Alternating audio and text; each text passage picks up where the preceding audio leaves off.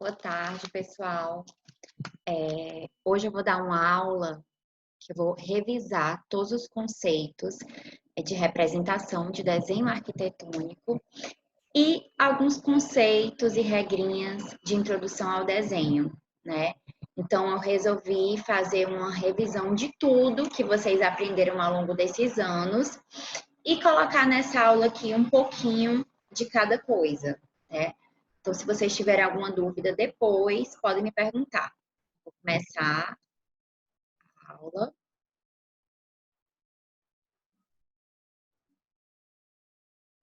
Aula de revisão de representação de desenho técnico e conceitos de arquitetura, certo?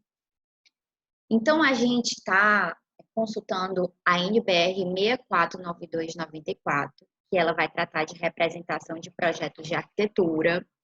Essa é a NBR 8196 de empregos de escala e uma série de outras NBRs que elas vão tratar de tamanho de folhas, aplicação de linhas, espessuras, dobramentos e cópias na arquitetura. Então, tudo isso é fundamentado nas normas das NBRs.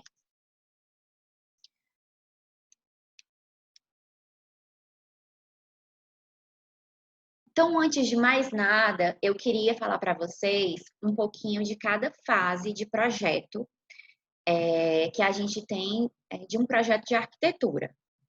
Então, nós começamos, né, com o problema, né, a problemática, que é uma demanda que chega geralmente pelo cliente ou algum edital da prefeitura, e a partir daí a gente vai analisar as condicionantes. O que são as condicionantes? É aquilo que não vai mudar, é aquilo que ele é fixo. O que são essas condicionantes? É o terreno em que vai ser implantado o projeto, o bairro em que vai ser implantado, a insolação do sol, os ventos predominantes, a lei, né? Então, a gente tem que olhar o plano diretor da cidade que está implantado para ver qual é a legislação vigente daquele terreno, para analisar quais são os índices construtivos que vão ser índice de aproveitamento, taxa de ocupação, taxa de permeabilidade, recuos desse terreno, gabarito máximo dessa edificação, que vai ser quantos pavimentos e qual é a altura que aquela edificação ela vai poder alcançar, né? Então, tudo isso vai fazer parte da análise das condicionantes e que a gente vai precisar saber para poder a gente começar o nosso projeto norteado nisso, né? Então, como é que a gente começa o nosso projeto? A partir de, depois de analisar essas condicionantes todas, né? E aí a gente também vai analisar o sistema viário, quais são as vias que estão ali cortando o nosso terreno, que tipo de via é essa, se é uma via arterial, uma via local, né? Uma via coletora, porque cada via ela tem sua restrição. É importante a gente saber do que a gente está se tratando no nosso entorno do nosso terreno, né? Depois dessa fase, nós passamos por partido arquitetônico, que é o estudo preliminar. Esse estudo preliminar é a fase em que a gente está no nosso projeto agora, é a fase que a gente vai chegar até a V1, que é exatamente esses primeiros estudos, as primeiras plantas baixas, como é que a gente vai solucionar a implantação do nosso terreno, os acessos,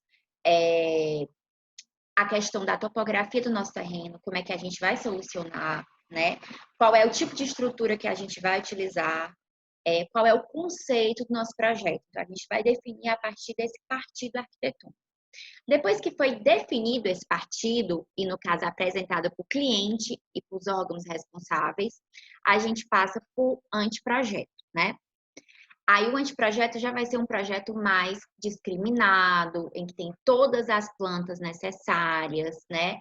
Tem já cortes transversais e longitudinais, tem as fachadas e tem a volumetria já bem definida do projeto com os materiais que vão ser utilizados.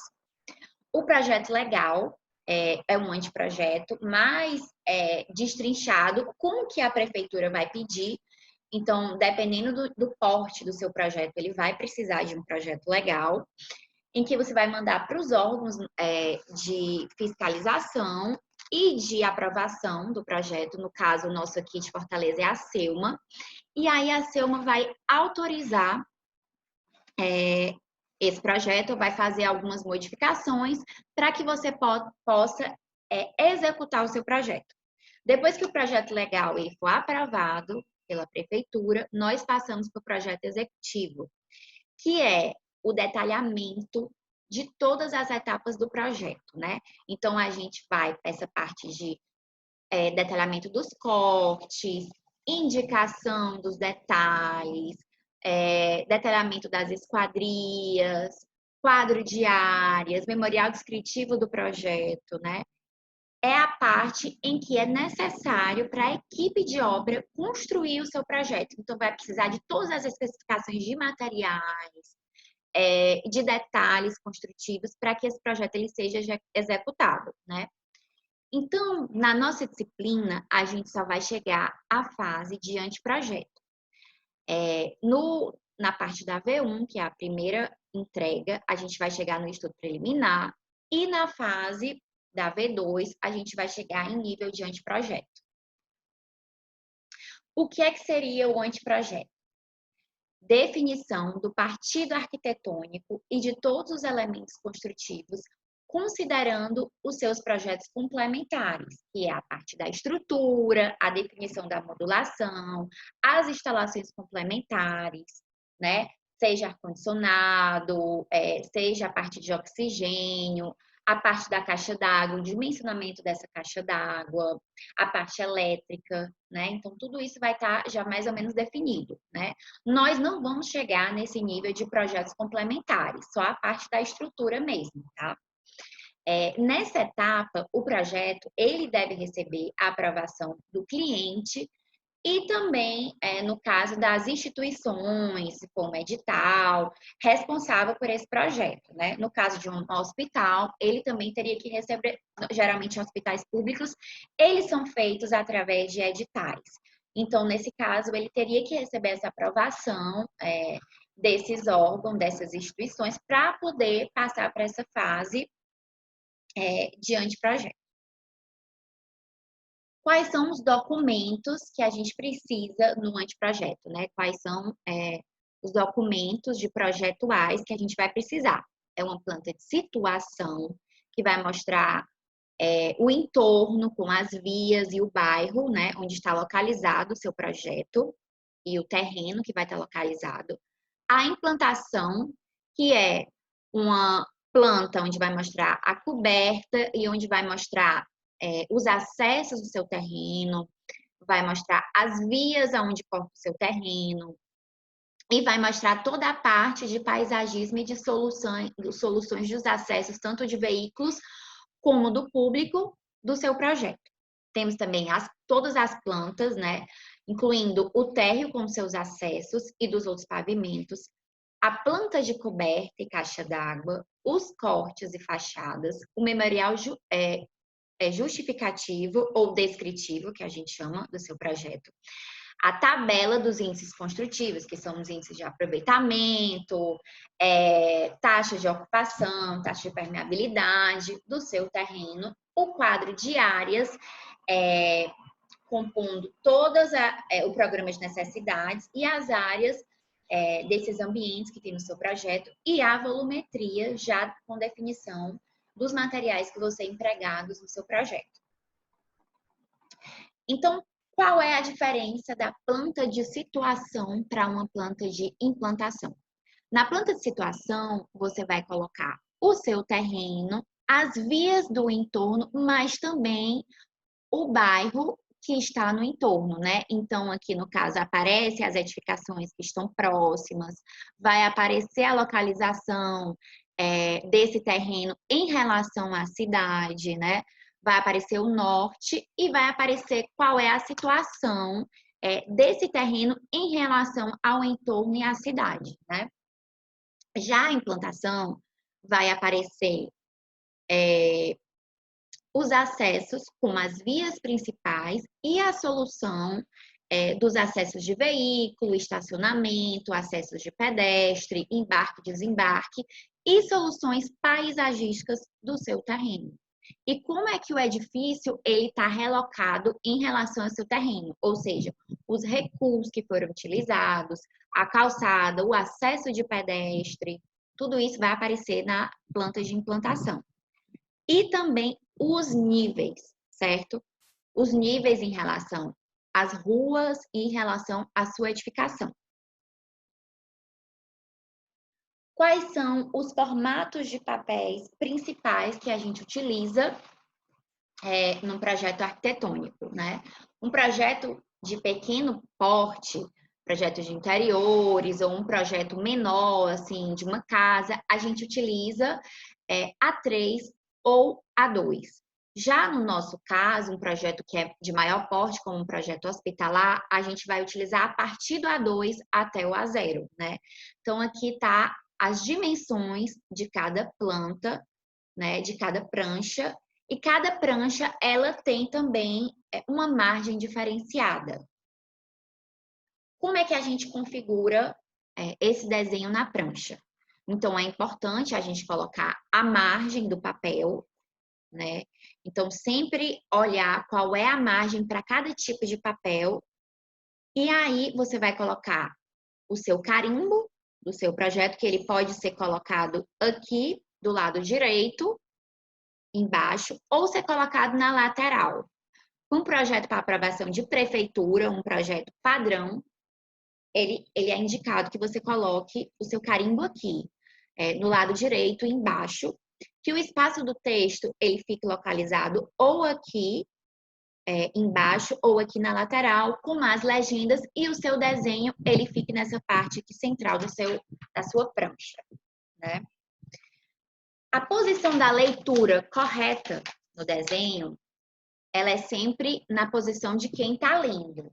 Então, não é indicado que você utilize, ao contrário, a letra do seu desenho ou as cotas na posição inversa. O indicado sempre é que você priorize a letra e a cota nessa posição, né? Na posição reta para quem está lendo, com a prancha na posição em pé, ou no máximo que ela seja na posição lateral. Qual a diferença de uma planta técnica para uma planta humanizada? A planta técnica, ela vai ser uma planta preta e branca, com a área de todos os ambientes e o nome de todos os ambientes, com as cotas gerais. Então, ela vai ser uma planta mais, vamos dizer, mais enxuta de detalhes, né? Ela vai estar com essas cotas, ela vai estar com essas informações principais. Já a planta humanizada, ela já vai ser própria para você apresentar para o seu cliente ou para você colocar no banner de uma construtora. Então, ela já vai ter mais detalhes ilustrativos, achuras, pinturas, né? Ela não vai ter detalhes técnicos como cotas.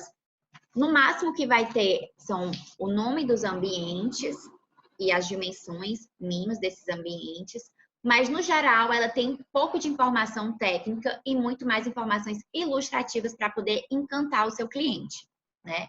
Então, essa é a diferença da planta técnica para a planta humanizada. Outra coisa importante a gente ressaltar, quais são as escalas que a gente tem que priorizar no nosso desenho.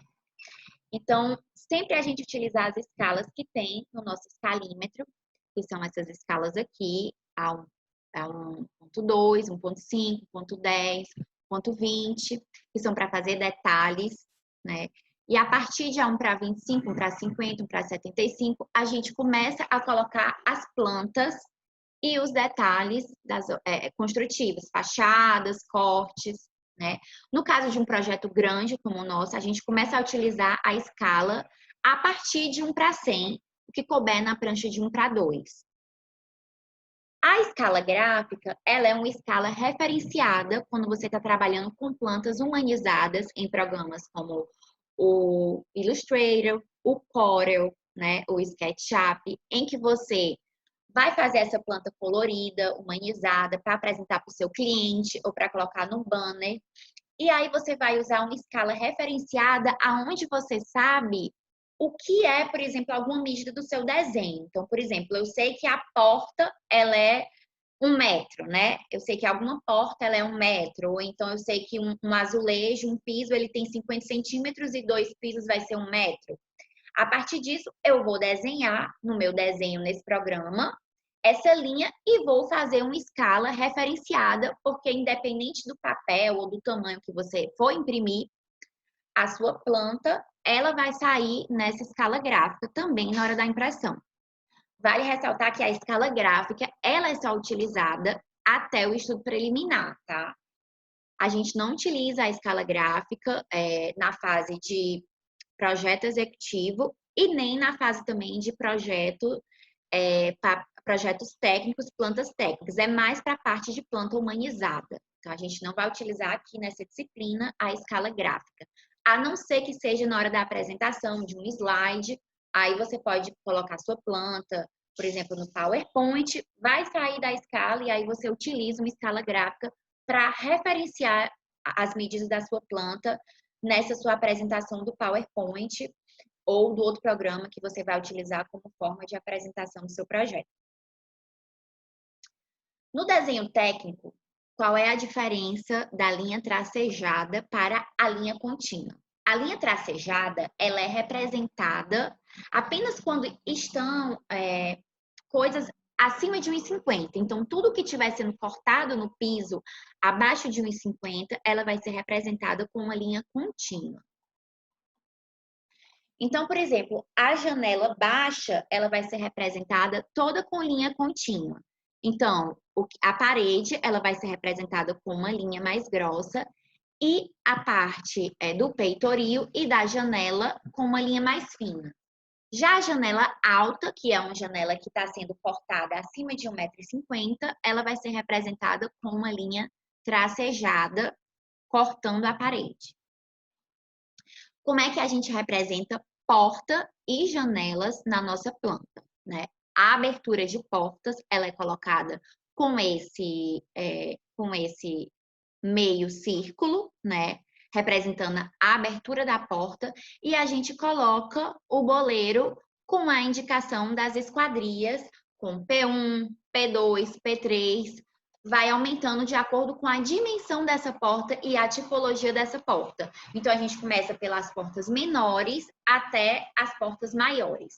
Do mesmo jeito, as janelas. Começam as menores com J1 e depois J2 vai aumentando, J3 e assim por diante. Escada. A gente representa a escada, né? Os pavimentos que estão sendo cortados da escada, ou seja, os patamares da escada que estão sendo cortados até 1,50 m, a gente representa com uma linha contínua no nosso desenho. E os pavimentos que estão acima de 1,50 m, eles vão ser representados com uma linha tracejada. Isso vale não só para os pavimentos, mas também para a parte do guarda-corpo da escada. Então, a partir do 8º patamar dessa escada, tanto a parte dos patamares como a parte do guarda-corpo dessa escada, ela vai ser representada com linha tracejada. É importante ressaltar as espessuras das linhas na hora da gente fazer o nosso desenho, tanto no CAD como também à mão.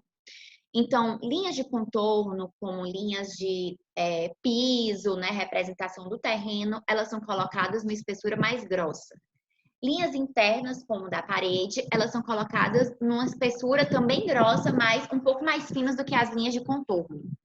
E depois a gente utiliza linhas que estão sendo colocadas em vistas, também numa espessura um pouco mais finas do que as internas, e depois vem as linhas tracejadas. Como é que a gente representa a indicação dos títulos dos nossos desenhos, né? Vocês já devem estar acostumados com isso, mas relembrando que a gente deve manter esse padrão sempre nos nossos desenhos, ter essa indicação. E aqui, no título, nesse primeiro texto, fica a parte do título do seu desenho. Nessa parte do número, vai ficar a indicação da ordem do seu desenho na prancha e embaixo vai ficar a escala do seu do seu desenho. Então, é importante sempre colocar na ordem que você quer que o seu observador da prancha, ele olhe os seus desenhos na prancha e respeitar essa numeração por essa ordem. Então, o primeiro desenho, 1, segundo, 2, né?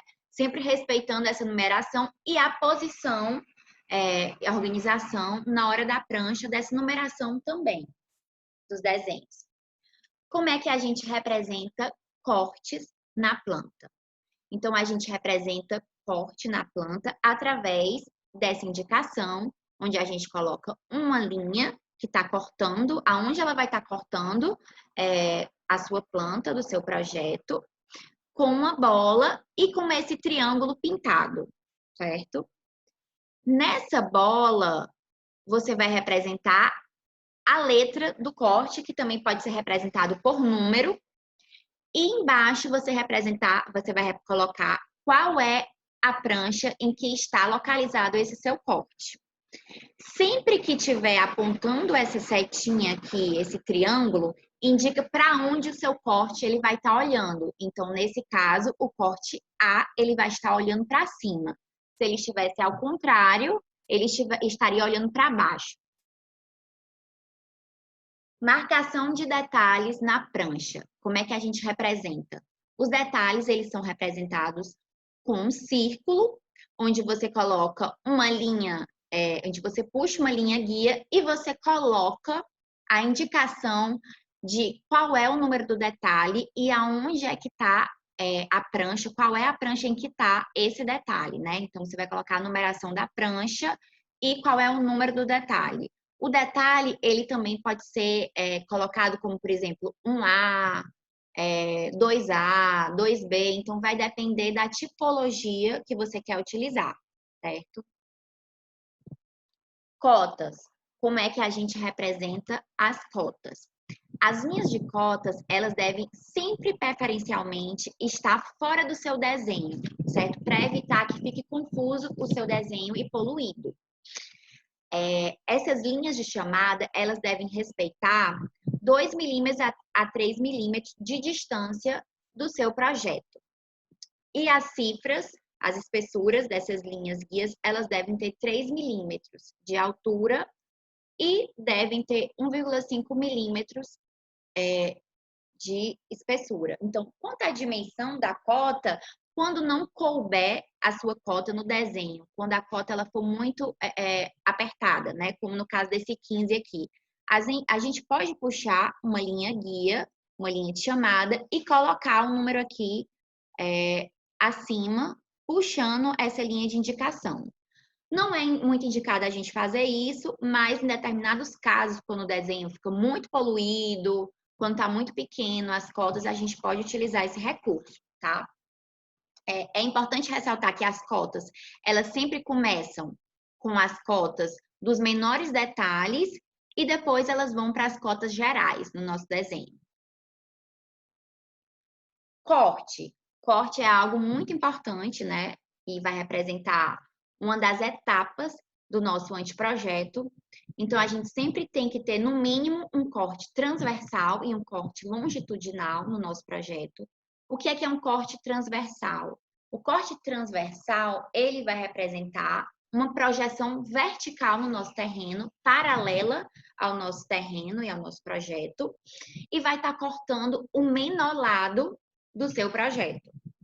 Já um corte longitudinal, ele vai estar sendo cortado com o maior lado do seu projeto e ele vai estar cortando essa linha transversal imaginária longitudinalmente do objeto a ser observado e vai depender do lado em que você vai estar olhando para o seu corte. Então, se a minha linha de corte ela está passando aqui, mas eu estou olhando para cá, então eu vou mostrar tudo que está sendo observado desse lado do triângulo, do retângulo.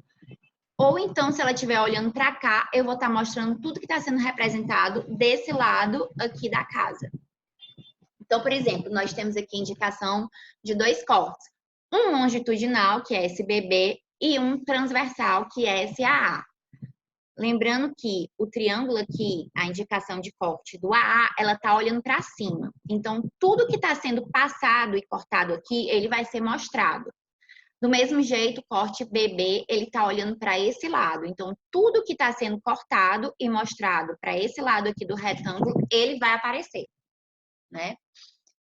Então, aqui está representando a seção do corte AA da casa. Então, tudo aqui que estava sendo cortado desse lado da casa vai aparecer, seja em corte ou em vista, no seu corte.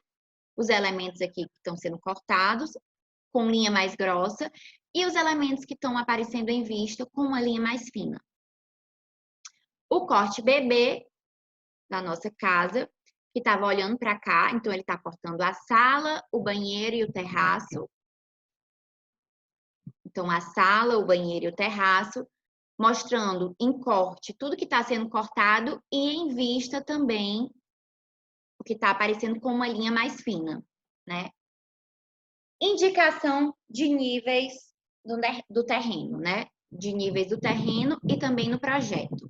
Então, os níveis, elas são cotas altimétricas do piso, sempre em relação a uma determinada referência de nível pré-fixada no projeto. Então, você vai delimitar, por exemplo, o primeiro nível do seu projeto, o nível do térreo, assim que o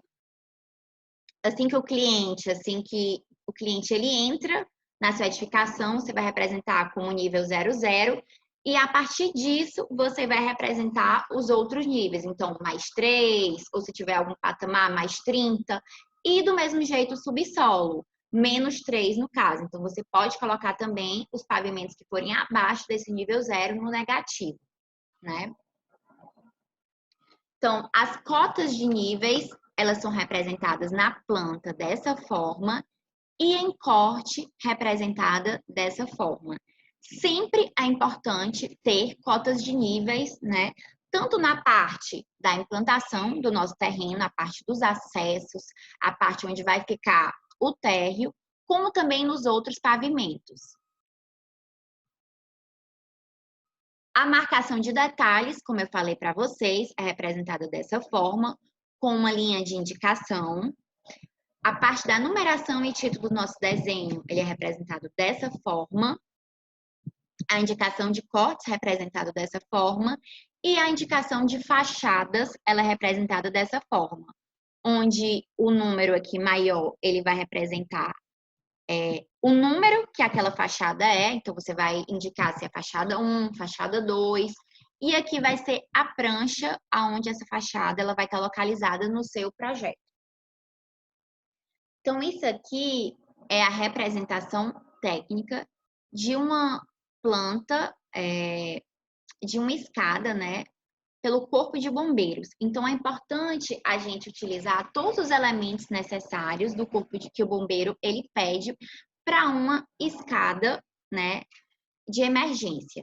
Então, sempre pensar que a escada de emergência, a parte dos patamares, eles devem ter sempre a circulação de emergência com no mínimo 1,20 m, né, a parte dos patamares, e também a parte da circulação do corredor de emergência.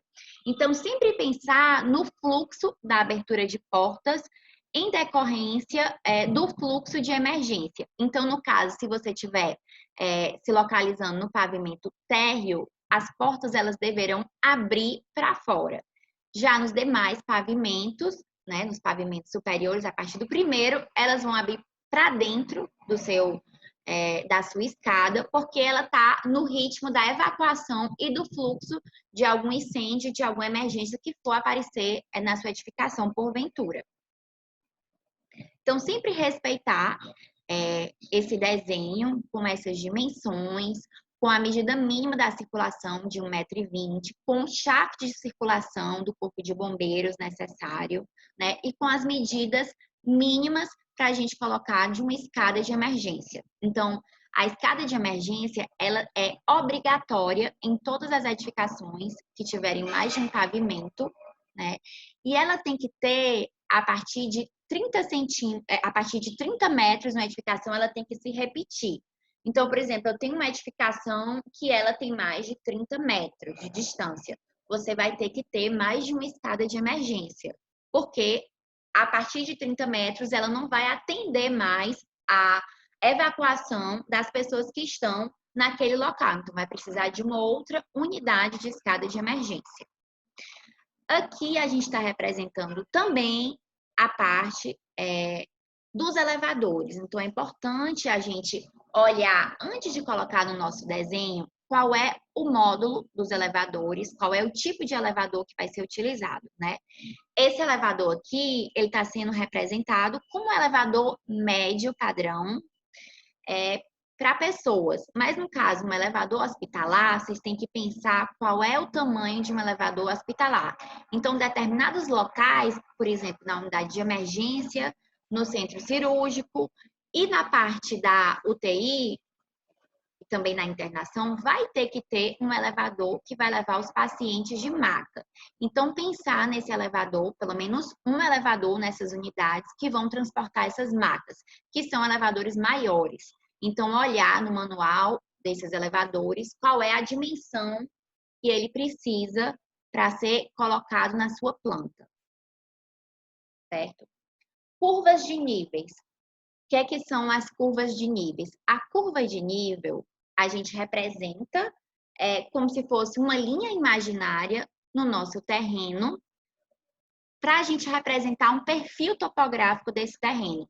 Então, cada curva de nível que está passando no seu terreno, ela vai estar representando 1 metro de elevação do seu terreno.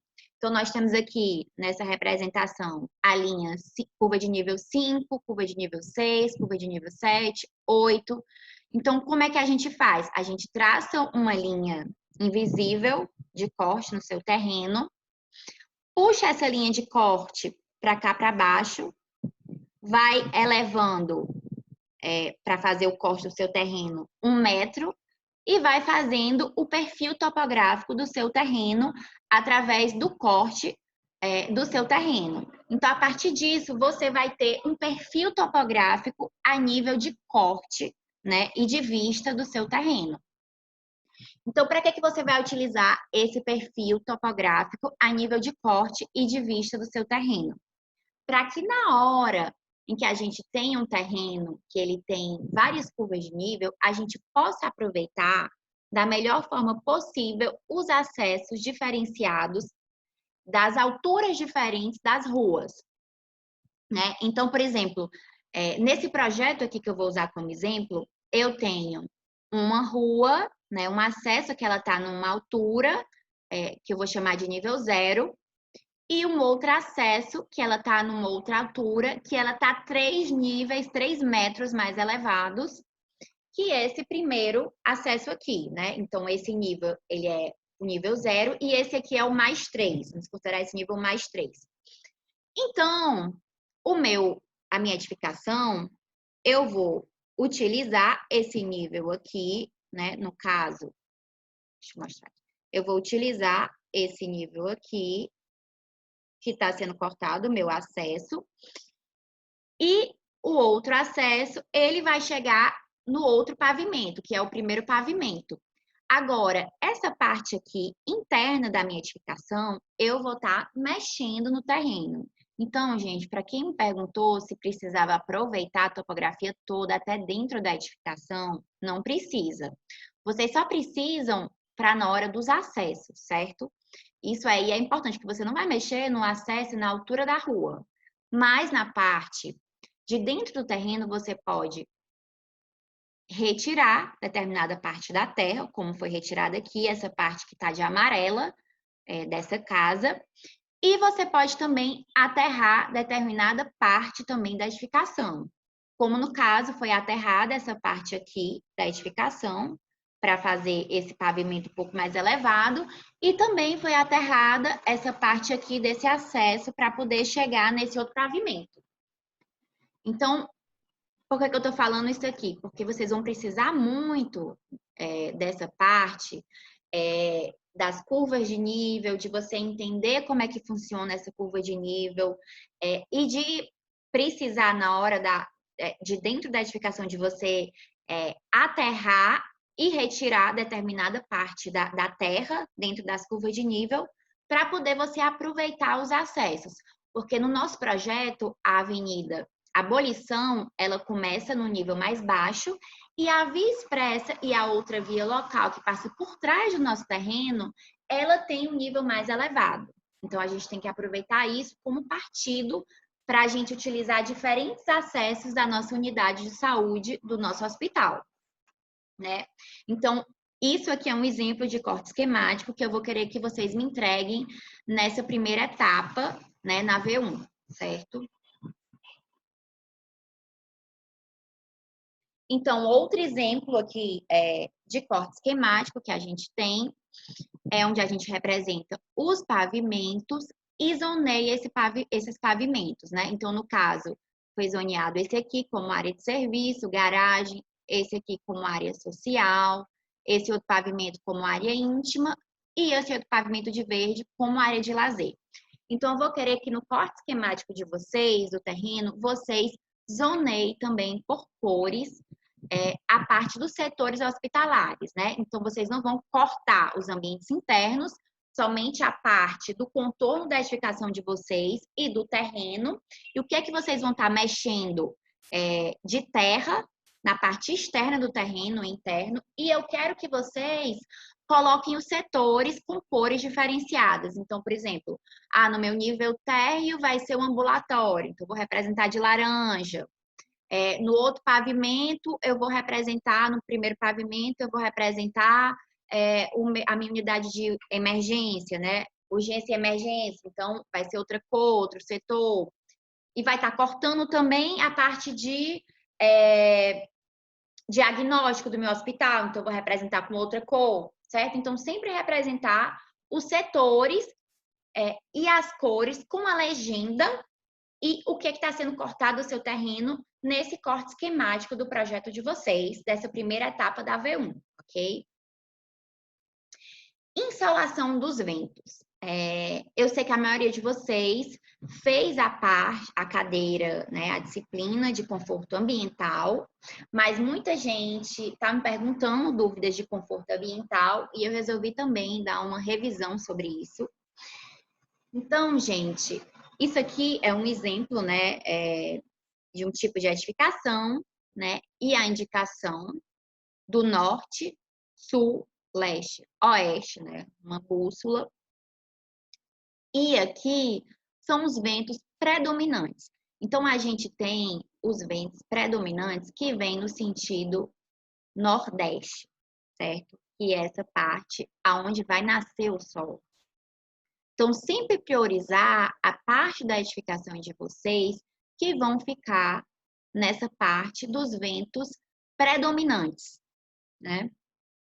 Então, no caso, como eu mostrei aqui, nós temos o norte, sul, o leste e o oeste. A parte do poente e a parte do leste, aonde o sol se nasce. Então, sempre priorizar na parte em que o sol nasce, o sol da manhã é onde vai ter a melhor ventilação, né? A melhor ventilação da edificação de vocês. E na parte sul e na parte onde o sol se põe, vai ser a parte mais quente da edificação de vocês. Para que isso vai contribuir? Muito. Vai contribuir muito na hora da tipologia do projeto de vocês. Por quê? Porque nessa parte em que vocês têm uma ventilação mais favorável, né? A parte em que a ventilação, os ventos são predominantes, em que o sol da manhã ele nasce, as janelas elas devem ser maiores, deve ser mais ventilado e você deve aproveitar o máximo possível a ventilação e colocar a área mais nobre da edificação de vocês nessa região, certo? Já o poente e a parte sul, a parte oeste, sul, né, sudoeste e noroeste, vai ser a parte menos privilegiada da edificação de vocês. Então, nessa parte do terreno de vocês, vocês devem concentrar as janelas menores, né, ou nenhuma parte da fachada com abertura. Por quê? Porque é onde o sol vai bater mais e é onde vai ficar mais quente a edificação de vocês. Então, aproveitar essa área do terreno de vocês para fazer, por exemplo, a parte dos banheiros, a parte do administrativo, a parte da doca, né? A parte do estacionamento. Então, sempre colocar nessas áreas menos nobres as partes também menos nobres da edificação e da implantação do edifício de vocês. E na parte mais nobre da edificação, colocar o acesso dos pacientes, colocar janelas maiores, colocar a fachada principal, né? Colocar, vocês podem botar vidro, né? Colocar, aproveitar e colocar ventilação favorável, praça, áreas de lazer, né? Nessa parte mais privilegiada. Então, aproveitem e utilizem a insolação dos ventos e também a parte da orientação solar a favor da edificação de vocês. Vale ressaltar que no verão e no inverno muda também a incidência dos ventos e o sombreamento nessa edificação. Então, quanto mais próximo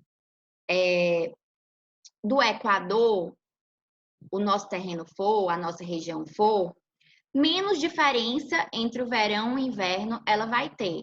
Ou seja, menos diferença entre o sombreamento das diferentes estações do ano. No caso de climas em que eles têm uma variação muito grande, em cidades em que estão muito realmente distantes da linha do Equador, né, como no caso sul do Brasil, a gente vai ter uma diferença maior. Então, a gente vai precisar usar essa carta solar, porque isso aqui vai variar muito, né? No nosso caso, é importante sim a gente usar a carta solar, principalmente para fazer o estudo dos brises, de marquise, porque através da carta solar a gente consegue ter quanto é que determinada marquise ela vai cobrir até a parte mais crítica do ano, a gente consegue ter esse estudo. E existe hoje uma variedade de aplicativos de carta solar que você coloca o seu terreno, a localização, a longitude, a latitude, onde é que está indicado, e ela faz isso para você, essa estudo das cartas solares, né? No caso de Fortaleza, como é uma cidade que ela está bem próxima, para não dizer bem em cima da linha do Equador, então a gente tem uma variação muito pequena do verão e do inverno, né? Então essa diferença de variações de sombreamento é pouca. Existe, mas é bem menos do que cidades em que tem uma mudança de estação maior, né? E que praticamente inverte muita coisa e fica bem diferente, né? Então, isso aqui é a famosa carta solar, em que eu indico vocês a baixarem alguns aplicativos e colocarem o terreno de vocês para que vocês possam entender melhor a insolação dos ventos e também a parte a parte da temperatura, da direção dos ventos e como é que vocês vão utilizar a parte de marquise, de brise na edificação de vocês, tá?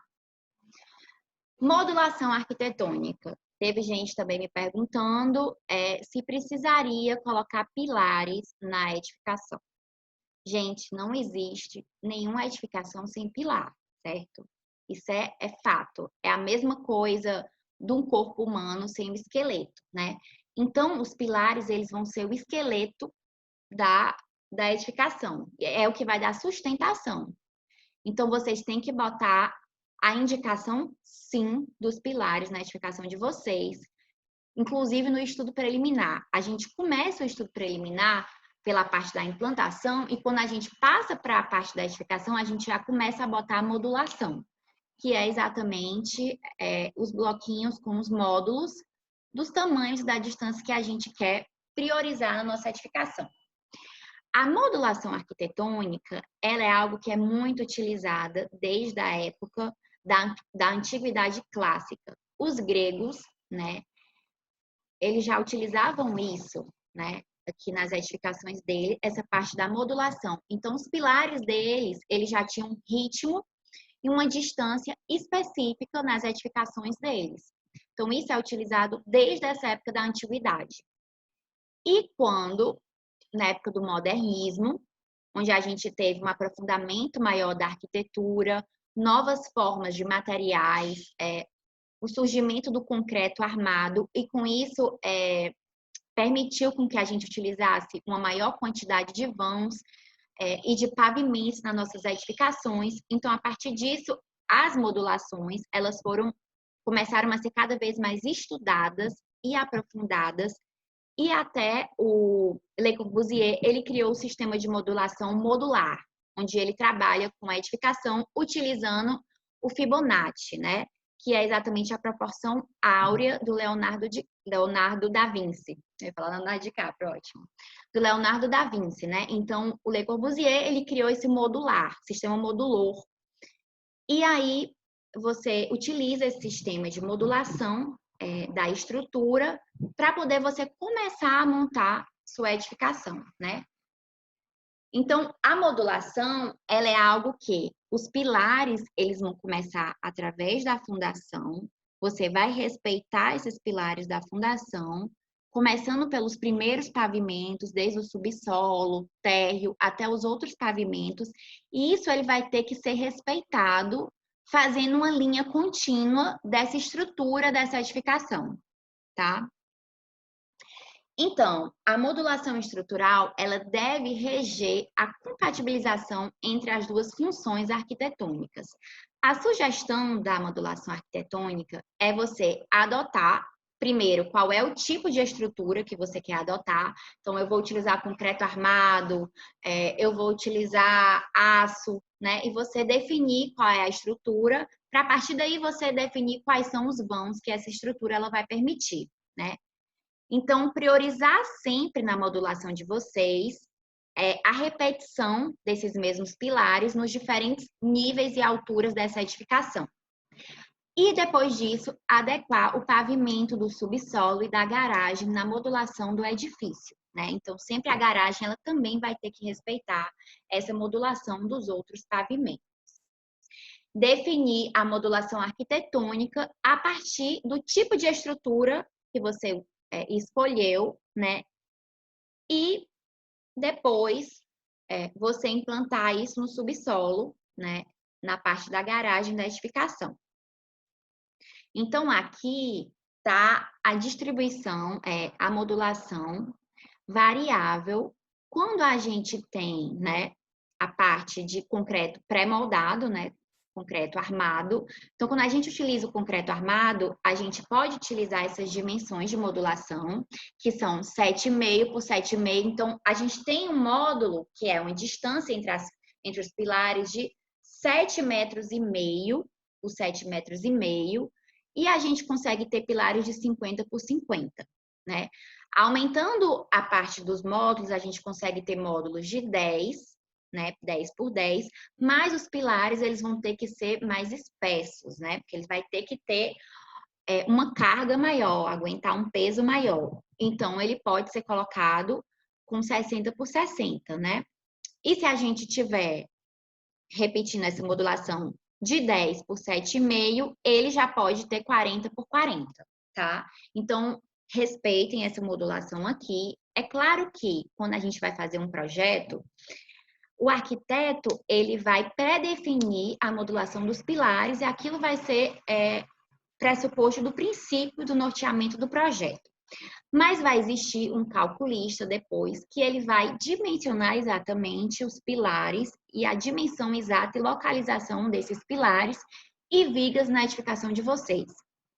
Mas é obrigação do arquiteto, sim, pré-dimensionar esses pilares para poder ter o mínimo possível de prejuízo na hora da compatibilização da estrutura dos projetos complementares posteriormente. Se vocês resolverem adotar outro tipo de estrutura, como estrutura metálica, container, steel deck, podem utilizar. Só peço que vocês chequem qual é a modulação desses diferentes tipos de estrutura, porque cada estrutura diferenciada, ela vai ter uma modulação também diferenciada e uma espessura diferenciada dos pilares, tá? Então, tá aqui as normas que a gente falou na aula de hoje. Então, eu peço para que depois vocês deem uma olhada direitinho em cada norma dessa, principalmente essa primeira, que é a parte da norma NBR 6492, que trata da representação de projetos de arquitetura. Então, ela é algo que vai detalhar bastante quais são as restrições que a NBR ela vai exigir para o seu projeto, para cada etapa de projeto.